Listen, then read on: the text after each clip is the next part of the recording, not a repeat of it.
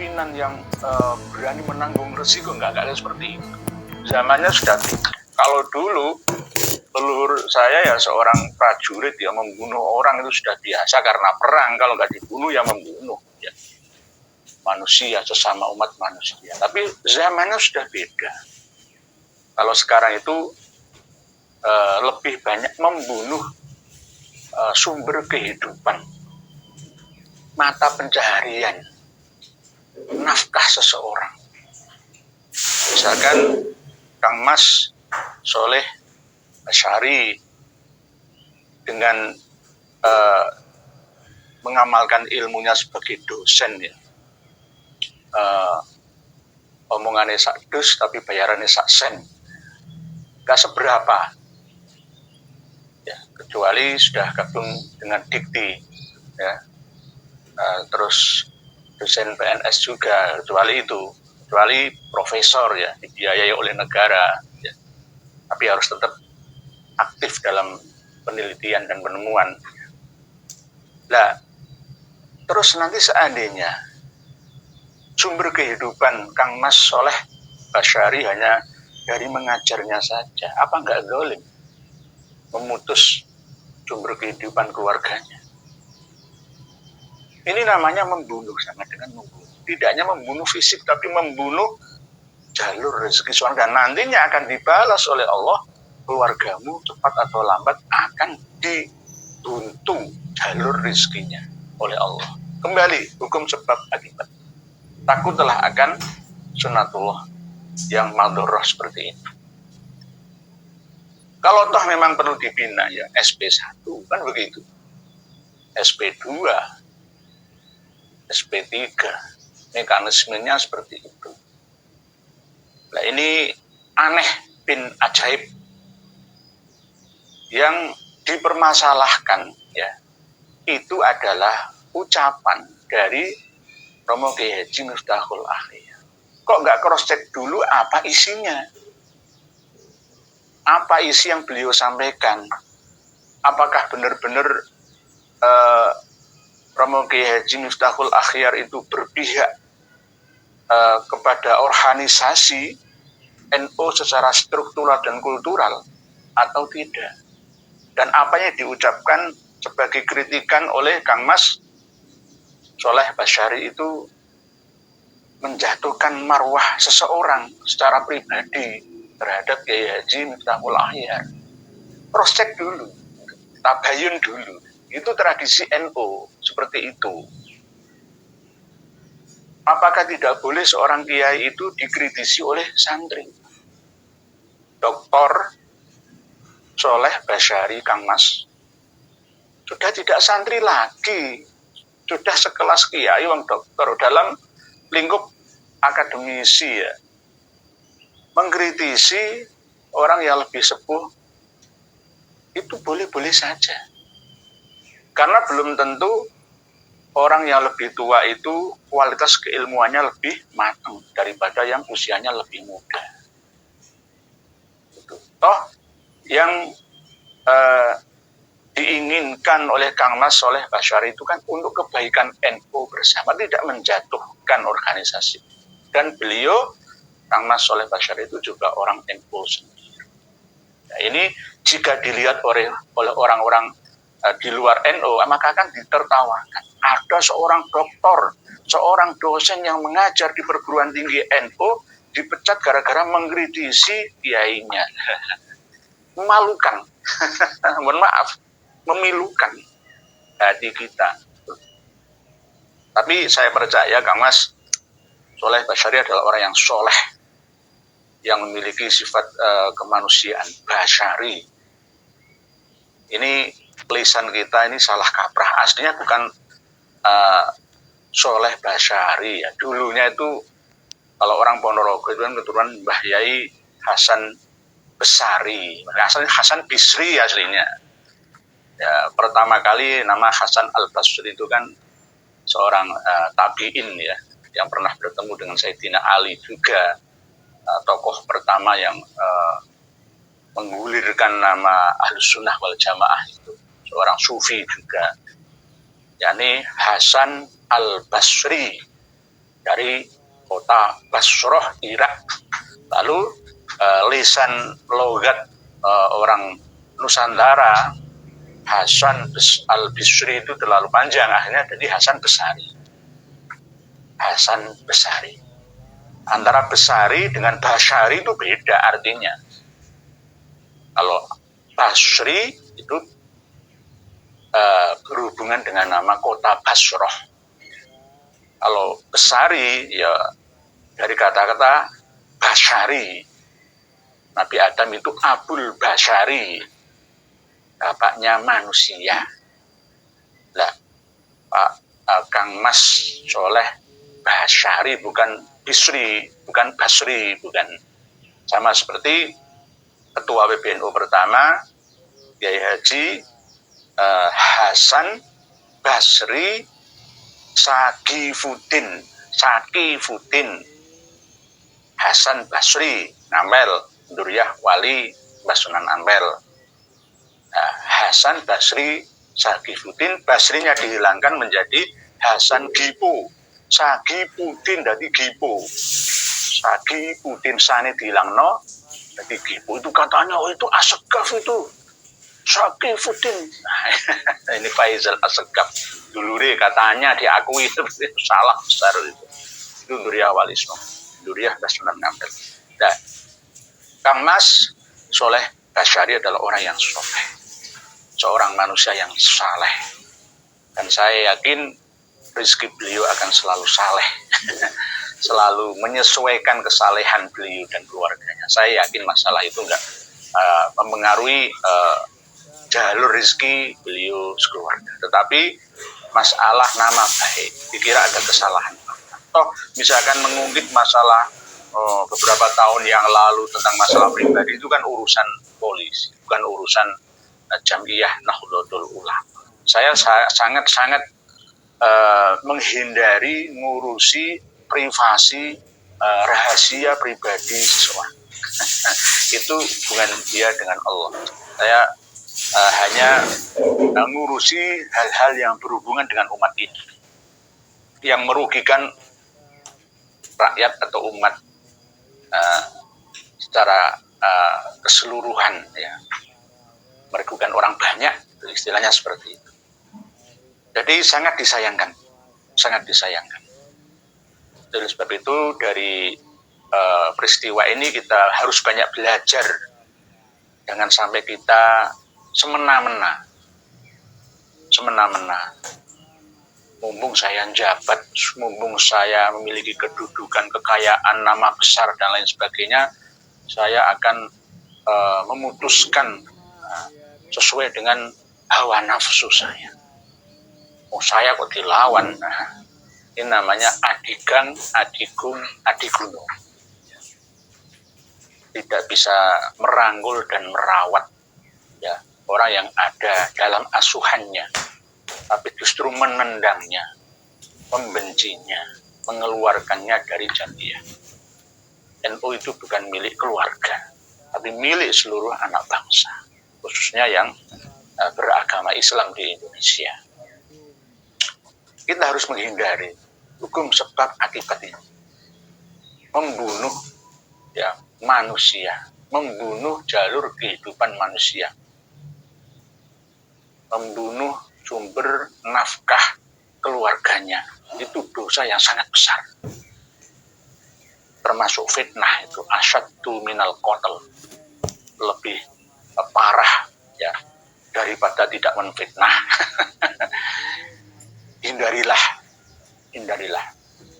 karena itu akan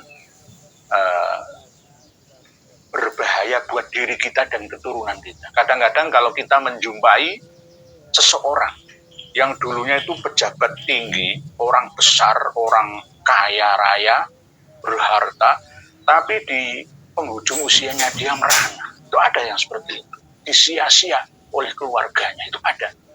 Ya karena untuk menebus dosanya. Walanuliqannahum minal adzabil adna dunal adzabil akbari la'allahum yarji'un. Kadang-kadang Allah menurunkan siksaan kepada umat manusia, neraka dunia, ya, dengan siksaan yang dekat adna, adzabal adna, bukan adzabal akbar nanti setelah meninggal dunia, agar senantiasa umat manusia itu mau istirja, mengembalikan keputusan, menerima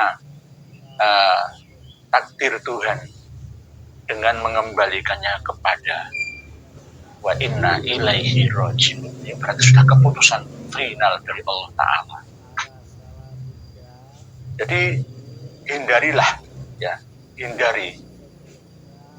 Kita hati-hati jangan sampai melakukan hal seperti ini, memecat seseorang semena-mena karena mumpung masih berkuasa. Karena sekarang ini zamannya tidak sama seperti dulu kala.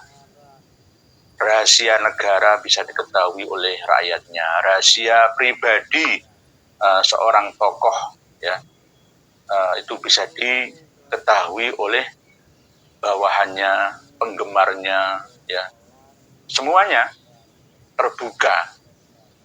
Kita hidup di dunia nyata abad 21 ini. Para pemirsa dan pendengar sekalian, rahimakumullah.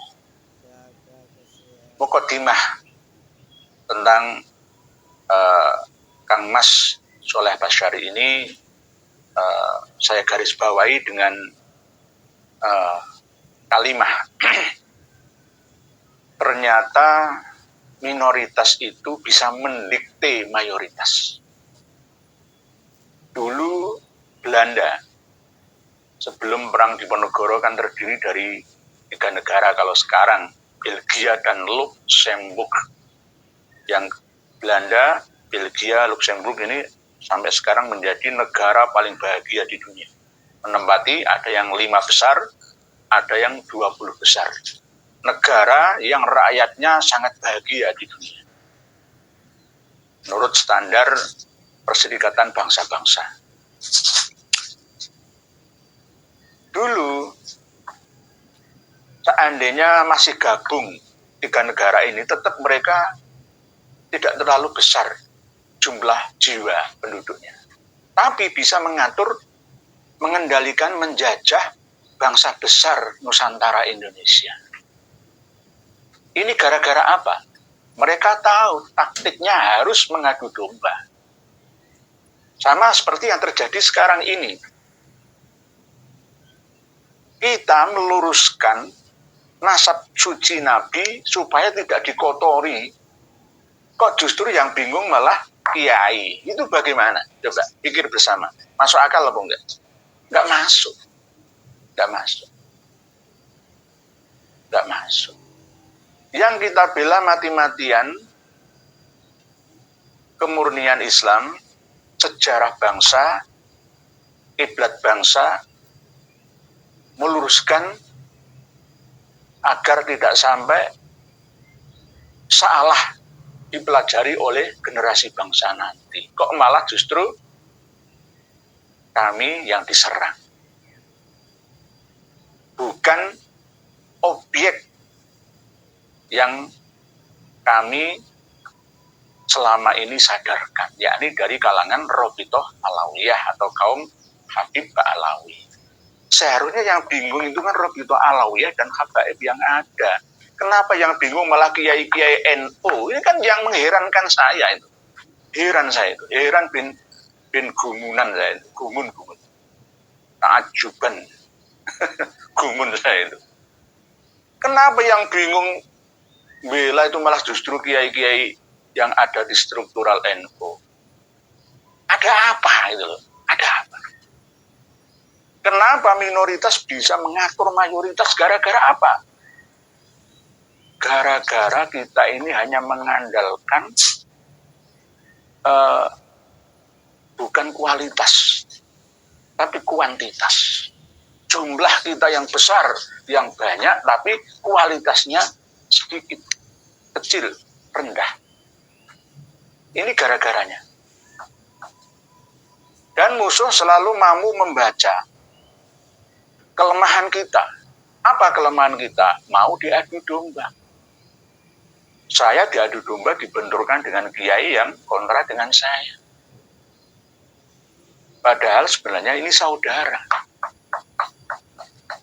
Dan saya berbicara berdasarkan data.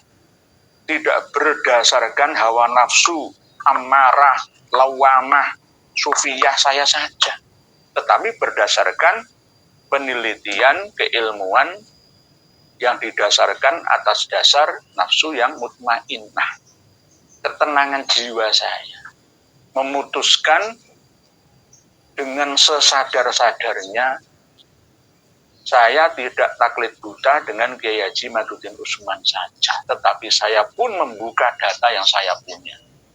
Lalu menyimpulkan, mengikuti ulama-ulama yang ada di seluruh dunia, berdasarkan data, fakta, referensi, juga fakta, realita, dan hasil tes DNA. Apa salahnya? Apa salahnya? Ini berarti kalau tetap nantinya Kang Mas Soleh Basyari diberhentikan, dilarang untuk mengajar di perguruan tinggi Nahdlatul Ulama, maka akan menjadi presiden buruk bagi lainnya. Akan takut nantinya. Misalkan Romo Kiai Haji Ubaidillah Ahmad Tamamunji yang mengajar di UIN Wali Songo Semarang. Dan nanti ketir-ketir juga. Begitu juga yang sekelas profesor, doktor, ya minimal S2 sekarang dosen itu.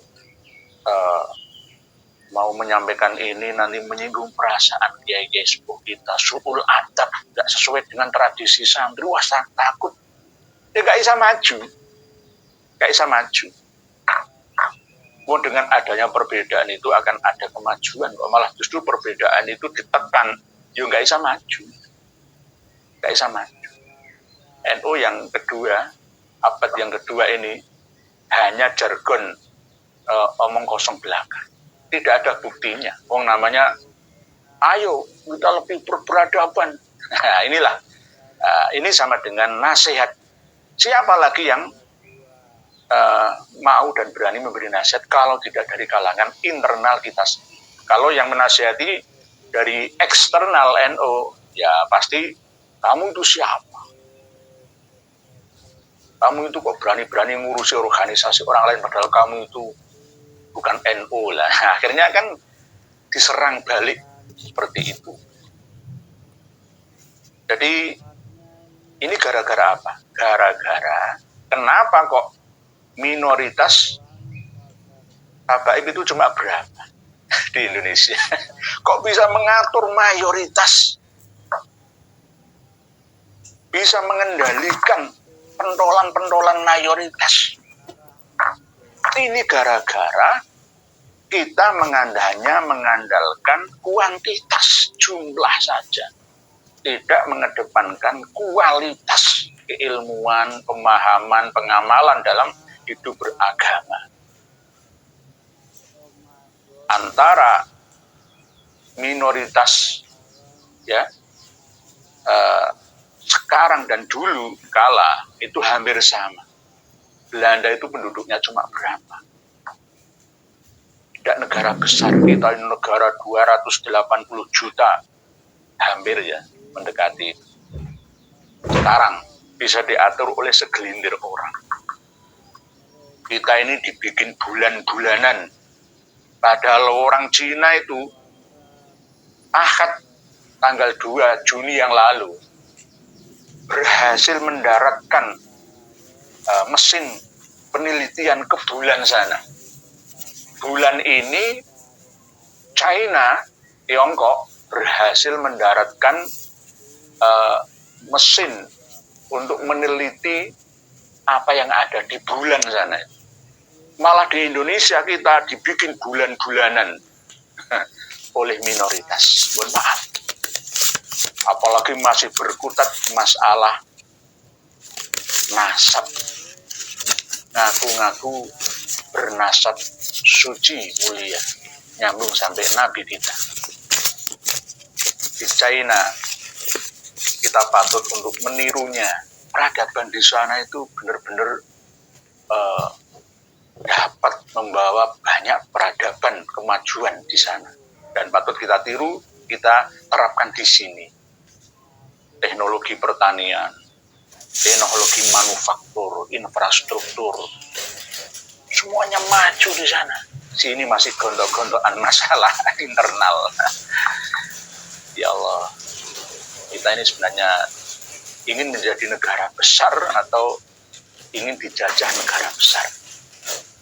Penduduk kita terbesar, termasuk bawah Amerika. Dulunya Amerika di bawah kita, sekarang Amerika lebih dari 300 juta sekarang. Nah, kita masih di bawahnya. Dulu lebih banyak penduduknya Indonesia daripada Amerika. Nah, Belanda, Belgia, dan Luxembourg itu kalau gabung ya, tetap dulunya itu berapa penduduknya. Kok bisa mengendalikan bangsa besar senusantara? Ini gara-gara kita mau diadu domba, dipecah belah. Ini harus kita ambil hikmahnya agar jangan terulang kembali di abad ini. Di antaranya adalah masalah-masalah yang terjadi khususnya yang menimpa Kang Mas Dr. Soleh Basyari. Mungkin demikian mukadimahnya. Saya akan berinteraksi dengan panjenengan semua. Bismillahirrahmanirrahim. Bismillahirrahmanirrahim. Ya, ini saya tidak belajar dulu loh ya. Karena sejak turun sholat isya itu langsung diterima tamu berapa itu. Sampai mepet. Langsung live ini tanpa membaca tulisan panjenengan. Pak Adi Syukur. Nah, ini. Pemecatan ini justru memupuk dan menumbuhkan semangat para penegak sejarah yang sudah diacak-acak oleh imigran Yaman. Kalau dibiarkan, NU akan berubah menjadi NA, bukan NU tapi Nahdlatul Alawiyah. Pak Adi Syukur ini ada benarnya.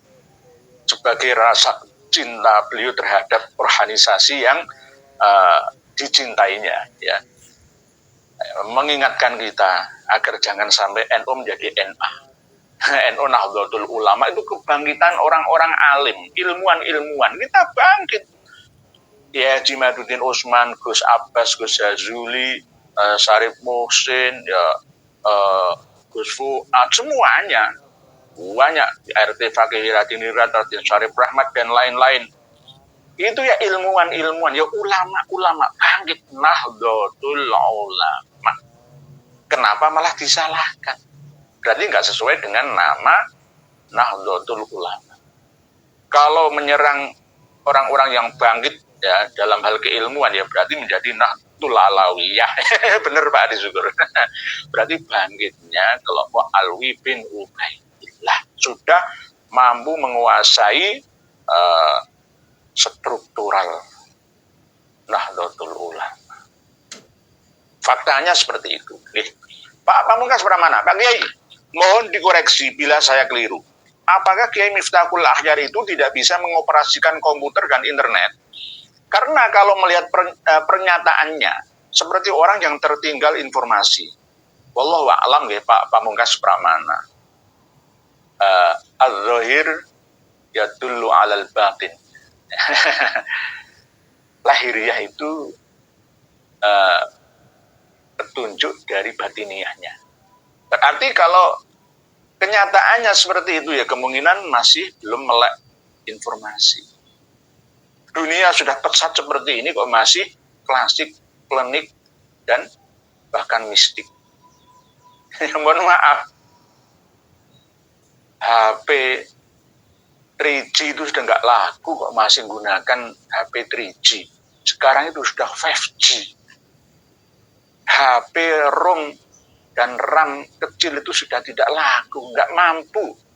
Ya, kalau buka YouTube, apalagi ngaji bersama seperti ini nggak bisa menerima. Ya, kelelet, kok masih dipakai. Sama seperti itu, nih, Pak Pamungkas Pramana. Kalau kita lihat sekilas, memang beliau gaptek, ya, gaptek. Ya wallah alam, tapi kan tidak az-zahir ya batin gitu. Sama seperti kiamat itu kan nggak ada yang tahu, tapi Allah memberitahu tanda-tandanya. Berarti buktinya kok seperti itu, berarti kurang melek informasi. Katanya seluruh pakar nasab sedunia sudah memutuskan mensahihkan nasab Ba'alawi. Kok ini ada orang yang tidak menerima? Oh, berarti ini bukan tradisi NU. Itu ya Khawarij itu. Loh. Siapa nasabah yang mengisbat nasab Ba'alawi? Ada mereka orang-orang yang terkena pranknya Ba'alawi. Misalkan, sekolah ini Al-Muhibbi dalam khulasatul asarnya nggak melihat isinya, nggak menverifikasi data yang ada di dalamnya seperti apa. Sekilas benar, saya kan sering menyampaikan kitab nasab dan sejarah karya Ba'alawi atau karya orang luar Ba'alawi atas dasar permintaan Ba'alawi atau kitab eksternal Ba'alawi yang ditahqiq, disalin oleh Ba'alawi itu selalu mencurigakan.